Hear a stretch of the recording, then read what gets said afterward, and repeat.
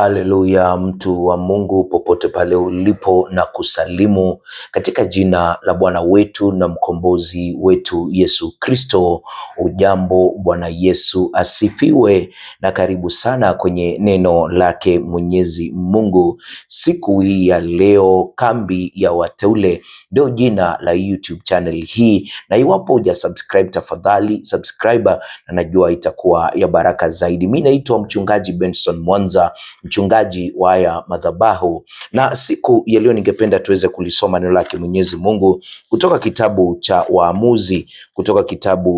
Waamuzi. Nitakuwa nasoma pale ile sura ya 6, Waamuzi ile sura ya 6, na najua kuna mambo mawili matatu tutajifundisha kutoka pale na Mungu atatukuzwa. Kwenye kitabu cha Waamuzi, ukipenda kwa lugha ya Kiingereza ni Judges, sura ya 6 na ule mstari wa 11 hadi 25. Ni kifungu kirefu, lakini najua kwa ukuu wake Mwenyezi Mungu na kwa utukufu wake Mwenyezi Mungu tutakuwa tunajifunza mawili matatu. Na hivyo kwenye Waamuzi sura ya 6 mstari wa 11 hadi 25, Biblia inasema hivi: malaika wa Bwana akaenda akaketi chini ya mwaloni uliokuwa katika Ofra, uliokuwa mali yake Yoashi Mwabiezeri, na mwanawe Gideoni alikuwa akipepeta ngano ndani ya shinikizo ili kuificha machoni pa Wamidiani. Malaika wa Bwana akamtokea akamwambia, Bwana yu pamoja nawe, he shujaa. Gideoni akamwambia, Bwana wangu, ikiwa Bwana yu pamoja nasi, mbona mambo haya yote yametupata? Yako wapi matendo yake ya ajabu waliotuhadithia baba zetu wakisema, je, siye Bwana aliyetuleta huku kutoka Misri? Ila sasa ametutupa, naye ametutia katika mikono ya Midiani. Bwana akamtazama akasema, enenda kwa uwezo wako huu ukawaokoa Israeli na mkono wa Midiani. Je, si mimi niliyekutuma? Akamwambia, Bwana, nitawaokoa Israeli kwa jinsi gani? Tazama, jamaa zangu ndio walio maskini sana katika Manase, na mimi ndimi niliye mdogo katika nyumba ya baba yangu. Bwana akamwambia, hakika nitakuwa pamoja nawe utawapiga Wamidiani kama mtu mmoja. Naye akamwambia, kama nimepata kibali mbele za macho yako, basi unionyeshe ishara ya kuwa ndiwe wewe unayesema nami. Tafadhali usiondoke hapa hata nikujie, nikatoe zawadi yangu na kuiweka mbele zako. Akasema, nitangoja hata utakaporudi. Basi Gideoni akaingia ndani, akaandaa mwana-mbuzi na mikate isiyotiwa chachu ya efa ya unga, akaitia ile nyama katika kikapu, akautia mchuzi katika nyungu, akamletea hapo nje chini ya mwaloni akampa. Naye malaika wa Mungu akamwambia, itwae nyama na mikate isiyotiwa chachu, uiweke juu ya mwamba huu, ukaumwage huu mchuzi. Akafanya hivyo. Ndipo malaika wa Bwana akanyosha ncha ya fimbo ile iliyokuwa mkononi mwake, akaiguza ile nyama na ile mikate. Moto ukatoka mwambani ukaiteketeza ile nyama na mikate. Malaika wa Bwana akaondoka mbele ya macho yake. Gideoni akaona ya kuwa ni malaika wa Bwana. Gideoni akasema, ole wangu, Bwana wangu, Bwana Mungu, kwa kuwa nimemwona Bwana uso kwa uso. Bwana akamwambia, amani iwe pamoja nawe, usiogope, utakufa. Ndipo Gideoni akamjengea Bwana madhabahu hapo, akaita jina lake Yehova Shalomu. Hata hivi leo iko huko katika Ofra ya Waabiezeri. Ikawa usiku huo huo Bwana akamwambia, mtwae ng'ombe wa baba yako, yaani ng'ombe wa pili na wa miaka 7, ukaiangushe madhabahuni ya Baali aliyo nayo baba yako, ukaikate Ashera ile iliyo karibu nayo. Baba, ni asante kwa hili neno lako Kazungumze nasi siku ya leo, mfalme mkuu na mtakatifu, kupitia hili neno lako. Mungu wetu, kanene nasi. Mfalme mkuu na mtakatifu, katumia hili neno kutuhimiza, katumia hili neno kutupa tumaini, katumia hili neno kutupa mwelekeo, na zaidi ya yote tukapate maarifa na ambaye atatuwezesha tusije tukaangamia tunapokuwa katika hii safari ya wokovu. Roho Mtakatifu wa Mungu, chukua usukani, nena na kila mmoja wetu, hudumia kila mmoja wetu kulingana hili neno lako, yote ikiwa ni kwa utukufu wa jina lako. Pokea sifa zote na utukufu katika jina la Bwana wetu na mkombozi wetu Yesu Kristo, naomba na kuamini. Amen. Hili ni neno lake Mwenyezi Mungu, ni kifungu kirefu, najua tumeweza na kukisoma, na hivyo katika hichi kifungu kwanza, na ili tuelewe mahala tumesoma, tumefikaje pale nikasoma kile kifungu. Jambo la kwanza unafaa kuelewa, kabla ya Gideoni kuitwa na Mungu mahala tumesoma, Israeli walikuwa wamemwasi Mungu. Israeli walikuwa wameondoka kutoka katika njia za Mungu na kuanza kutenda yaliyokuwa maovu mbele za Mungu, na kutokana nayo au matokeo yake, Mungu aliwaruhusu Wamidiani wakaja wakaanza na kuwatesa wana wa Israeli kwa miaka 7. Na hivyo wakati wote Israeli walipopanda mashamba yao, ilipofikia wakati wa mavuno, Wamidiani wangekuja na kuweza kuharibu yale mavuno sawia na mifugo yao, na hivyo Israeli wakawa na uoga zaidi. Israeli wakaingiwa na hofu, Israeli wakaingiwa na uoga, na hivyo wengi wakawa wanajificha katika mapango, wengi wakawa wanajificha katika maeneo ambayo walikuwa wameyajenga ya kuweza kujilinda, na walikuwa wanajilinda pamoja na mifugo wao, pamoja na mavuno ambao walikuwa wanavuna. Na hivyo kutokana na yale mateso, wana wa Israeli wakamlilia Mungu, na walipomlilia Mungu, Mungu akamuinua Gideoni. Bwana Yesu asifiwe. Na hivyo Mungu anapokutana Gideoni kwa mara ya kwanza, Gideoni anakuwa amejificha. Kulingana mara tumesoma, Gideoni anakuwa amejificha, na Gideoni Biblia inasema ya kwamba alikuwa anatengeza ngano, alikuwa anachagua ngano, na kwa minajili, maana alikuwa amejificha akiogopa Wamidiani, alikuwa anatengeza ile ngano akiwa amafichoni, akiwa kwenye pango amejificha. Na hivyo alikuwa anajificha kwa sababu walikuwa wamezoea wakati kama ule Wamidiani wangekuja waharibu kila kitu. Lakini angalia, malaika wa Mungu akamtokea Gideoni akiwa amejificha.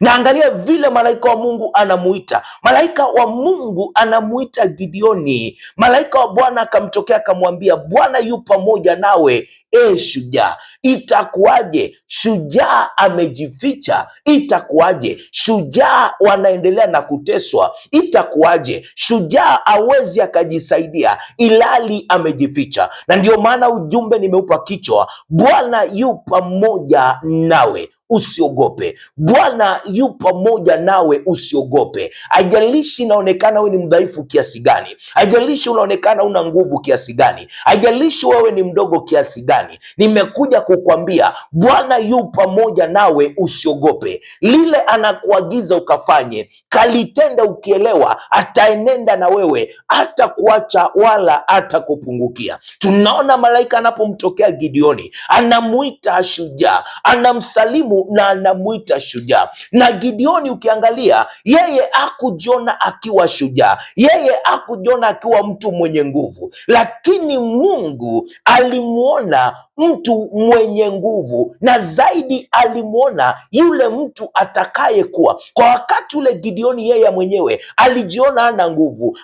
alijiona hana uweza, lakini Mungu anapozungumza na yeye, anazungumza na yeye kulingana na jinsi Mungu mwenyewe atakavyomfanya kuwa.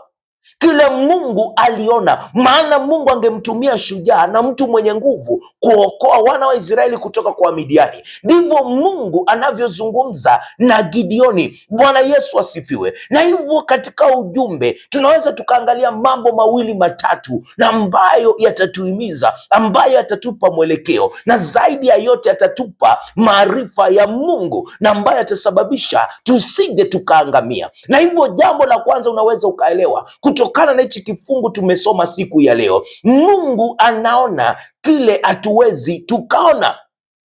Gideoni alijiona akiwa mtu mdhaifu. Gideoni alijiona akiwa mtu asiye wa maana, mtu mdogo. Hata anasema sisi ndio maskini, anasema mimi hata ndio last born katika ile jamii. Hivyo ndivyo Gideoni alivyojiona. Gideoni anaona familia yake hata itambuliki, hiyo familia ndio dhaifu zaidi katika nyumba ya Manase.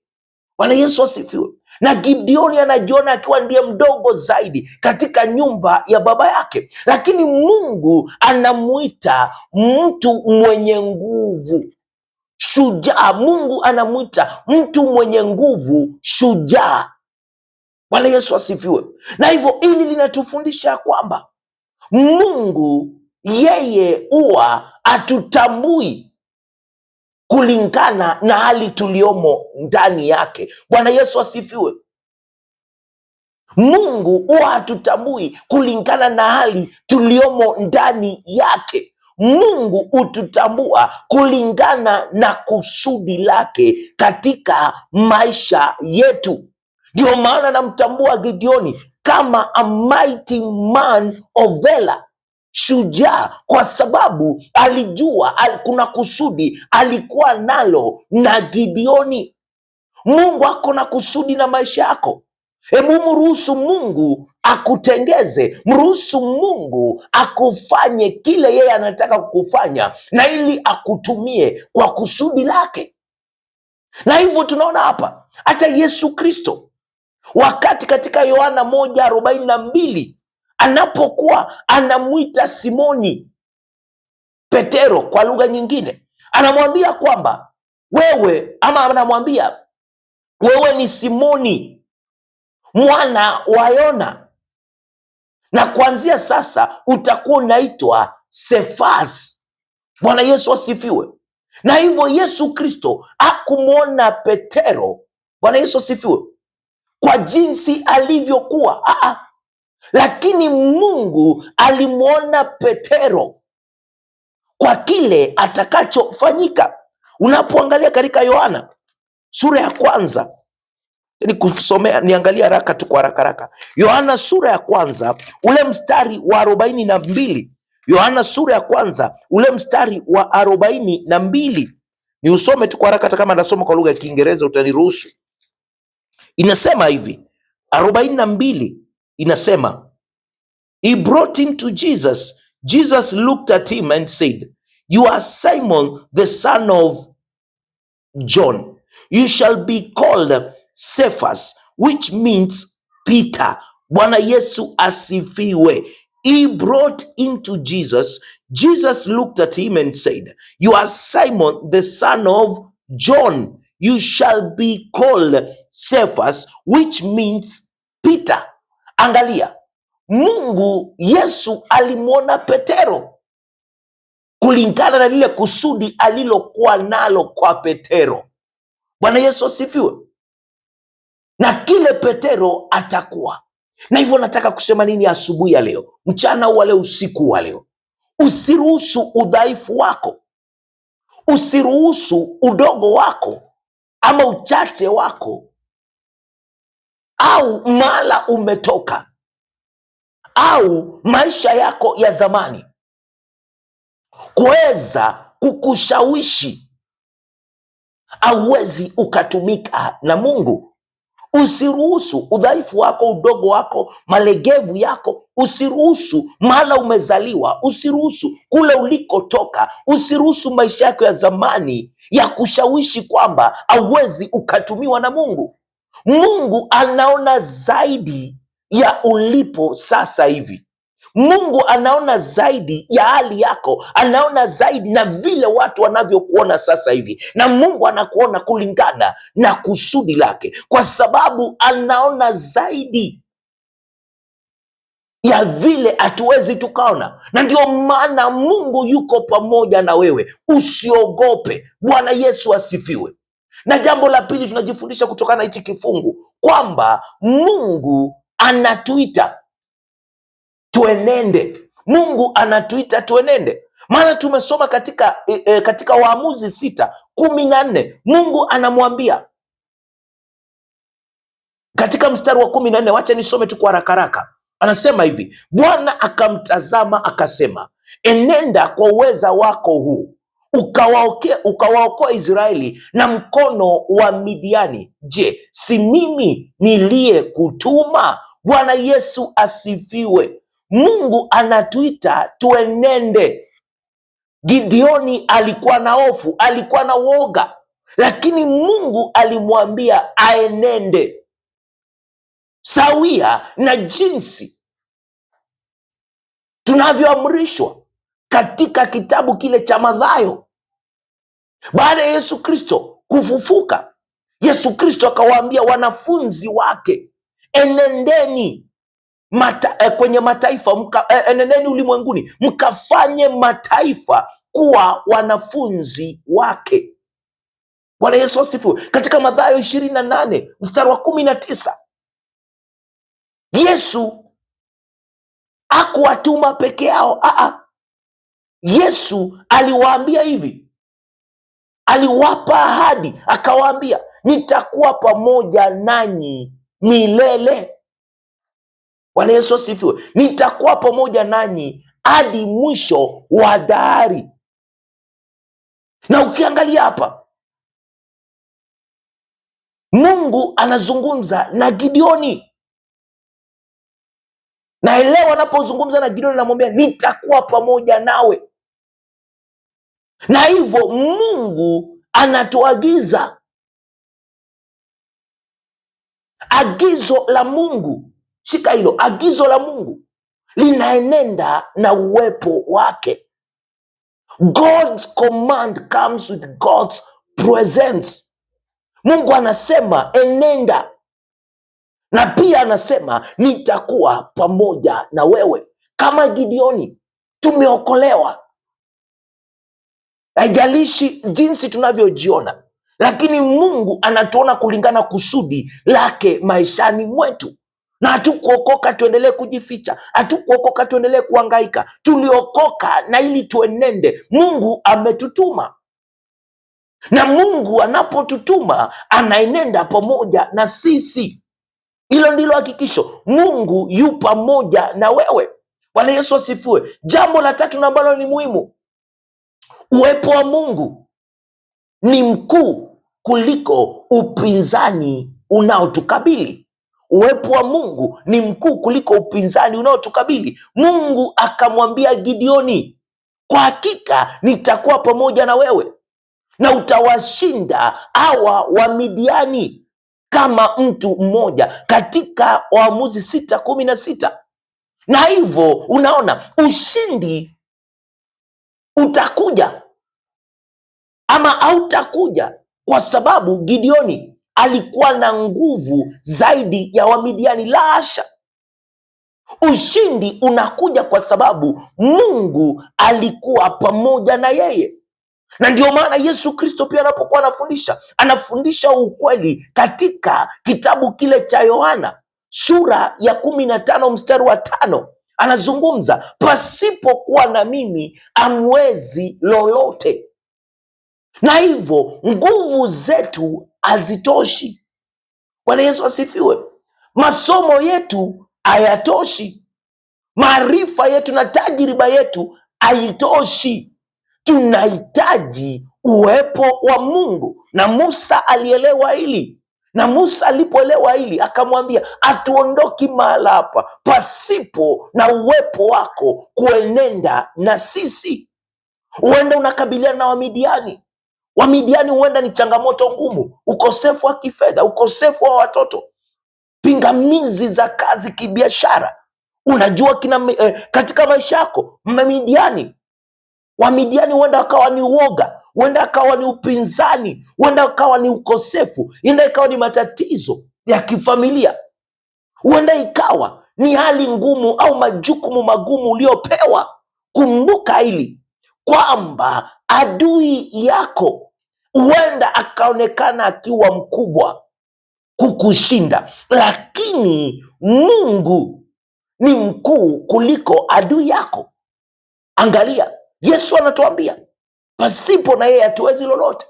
Kwa hivyo Biblia inatukumbusha kwamba aliye ndani yetu ni mkuu kuliko wa hii dunia, na hivyo tunaweza, Bwana Yesu asifiwe, tunaweza tukamtazamia huyu Mungu, tunaweza tukamwangalia huyu Mungu na tukatembea tukielewa yeye ndiye ametutuma na ako pamoja na sisi. Bwana Yesu asifiwe. Namalizia jambo la 4 ambalo ni muhimu. Mungu anaweza akatumia watu wa kawaida. Acha kujidharau.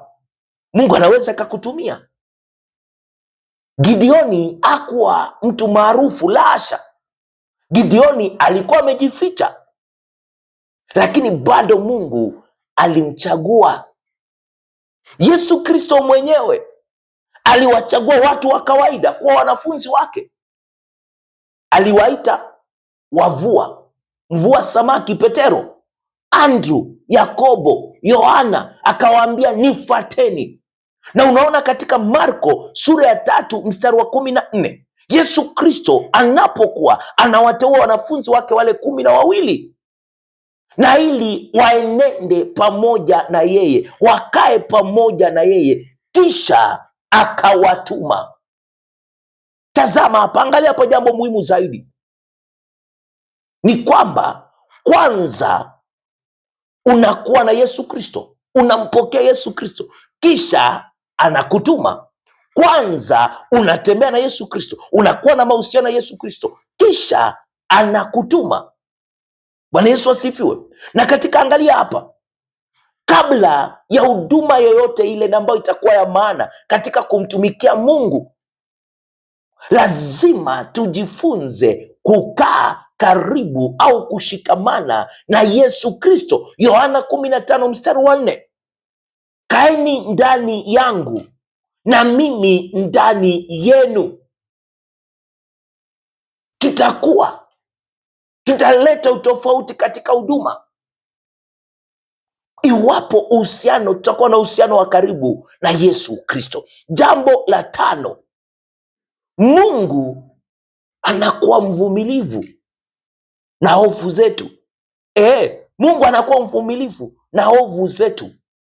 Gideoni alikuwa na maswali, alitaka athibitishe kitu. Yeye hakupata ujasiri papo hapo, lakini bado Mungu alimvumilia. Mungu alimvumilia na Mungu akakuza imani yake ikapata nguvu. Na hili linapaswa kutuhimiza kwamba wakati mwingine tutakuwa na wasiwasi, wakati mwingine tutakuwa na hofu, wakati mwingine tutakuwa na uoga, lakini Yesu Kristo anakuwa mvumilivu kwa wale wanaomtafuta kwa kweli. Katika Marko 9:24, mwanaume pale analia kwa Yesu Kristo, anamwambia, Bwana, ninaamini, saidia kutoamini kwangu. Hilo ni ombi na ambalo lina ukweli, linalotoka moyoni mwa huyu mtu. Hauhitaji kujifanya hauhitaji kujifanya una uoga, hauhitaji kujifanya uogopi. Leta uoga wako, leta hofu zako kwa Yesu na umuulize Yesu Kristo aweze kukuza na kusaidia imani yako iliyo dhaifu. Na hivyo anahitimisha na kukuambia hivi, Gideoni alianza kwa uoga akiwa amejificha pangoni, lakini Mungu alimuita shujaa. Gideoni alisema mimi ni mdhaifu. Gideoni, Mungu akasema nitakuwa pamoja na wewe. Shika hilo. Inaanza na Gideoni akiwa muoga, akiwa amejificha. Mungu anamuita shujaa. Gideoni anasema mimi ni mdhaifu. Mungu anamwambia nitakuwa pamoja na wewe. Gideoni anamwambia Mungu, mimi ni mmoja wale wadogo katika hii nyumba ya babangu, lakini Mungu anamwambia enda. Na Yesu anatupa hilo hakikisho, nitakuwa pamoja nanyi hadi mwisho wa dahari. Kwa hivyo usiruhusu udhaifu wako, usiruhusu hofu zako ziweze kukuzuia. Usiruhusu maisha yako yapo zamani, yapo awali, yaweze kuelezea wewe ni nani. Usiruhusu uoga wako, hofu zako zisababishe uendelee na kujificha. Iwapo Mungu amekuita, enenda. Iwapo Mungu amekutuma, muamini. Iwapo unahisi wewe ni mdhaifu, kumbuka ushindi hauko kutokana na nguvu zako ama jinsi unaonekana mwenye nguvu. Ushindi upo kwa sababu Mungu yuko pamoja na wewe. Hii safari ya wokovu tuliitwa tutende mambo mengi. Tulipookoka ni kama Gideoni. Mungu ametuita tutende mambo mengi, na Mungu anataka, maana ametuita tuenende. Wokovu ulipookoka ni kuita, uliitwa. Mungu anataka anapotutuma tumwamini. Mungu anataka wakati unahisi kuwa wewe ni mdhaifu, ukumbuke ya kwamba ushindi hautokani na nguvu zako, bali ushindi unatokana kwa sababu Mungu yuko pamoja na wewe. Biblia inatuambia si aliye ndani yetu ni mkuu kuliko wa hii dunia. Bwana Yesu asifiwe. Si Mungu akubariki kwa kulifuatilia neno lake Mwenyezi Mungu. Labda uko pale na unasema, Benson mchungaji, mimi ninasikia ninaitwa, ningependa kuokoka, ningependa kumpokea Kristo. Usiku wa leo, mchana wa leo, ungependa kumpokea Yesu Kristo, ungependa kuokoka, sema, Bwana Yesu, siku ya leo naja mbele zako, nimetambua ya kwamba mimi ni mwenye dhambi, na siku ya leo Yesu Kristo, ninaamini ndani ya moyo wangu na kukiri na kinywa changu kwamba wewe Yesu Kristo ni Bwana na Mwokozi wa maisha yangu, na kwamba Mungu alikufufua kutoka kwa wafu na ili unipe wokovu. Wokovu siku ya leo ninaupokea. Futa jina langu kwenye kitabu cha mauti na uliandike jina langu kwenye kitabu cha uzima wa milele na milele. Yesu Kristo, ninakupokea. Nipokee, nijaze na Roho yako Mtakatifu, aniongoze kwenye safari ambayo nimeanza siku ya leo. Katika jina la Yesu Kristo naokoka na kuamini. Amen.